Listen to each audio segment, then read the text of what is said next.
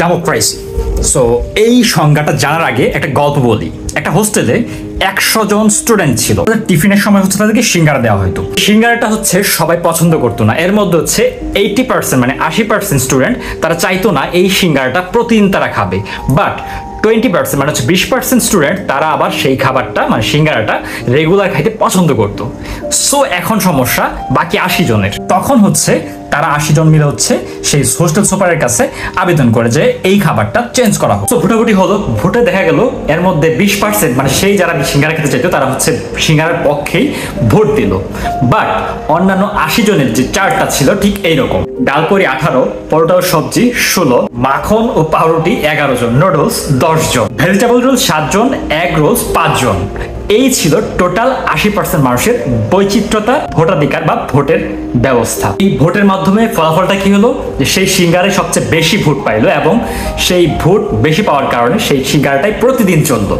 So moral of the story আমরা এই বুঝতে পারি, যতদিন সেই 80% মানুষ তাদের নিজেদের স্বার্থ নিয়ে হচ্ছে দ্বিধা বিভক্ত থাকবে, ততদিন সেই 20% মানে সিঙ্গারা যে পার্টি তারা কিন্তু তাদেরকে শাসন করবে।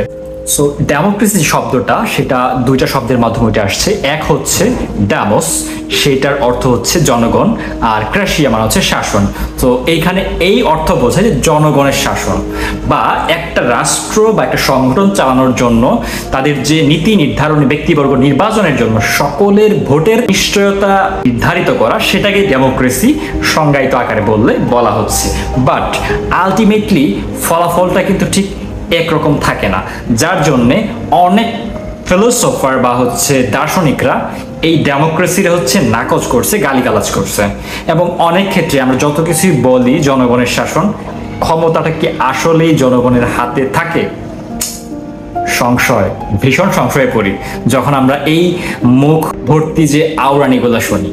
প্লেটো হচ্ছে তার দ্য রিপাবলিক বইয়ের মধ্যে এই যে ডেমোক্রেসি বা গণতন্ত্রীয় যে সরকার ব্যবস্থা, এটা বলতেছেন সবচেয়ে নিকৃষ্ট সরকার ব্যবস্থা বা হচ্ছে নিকৃষ্টদের শাসন বলা হচ্ছে। সো কেন বলছেন সেটার একটা যুক্তি আছে এখানে। সেটা যাই হোক, আমাদের এইখানে আমরা কিন্তু তৃতীয় বিশ্বের দেশ। তো ডেমোক্রেসি বলি আমরা যদি চিল্লাই, তো আলটিমেট আউটকামটা কি আসতেছে সেটা আমাদেরকে বুঝতে হবে। এইখানে আমরা যত কিছুই বলি না কেন, আমাদের যদি সঠিক ব্যক্তি বা হচ্ছে যুক্তিভিত্তিক বিষয়গুলো না বুঝি, আমরা যত কিছুই বলি, আমাদের দেশে দুইটা পার্টি আছে, মানুষ কিন্তু ব্যক্তি চিনে না, কে কেমন সেটা চিনে না, মানুষ চিনে মার্কা।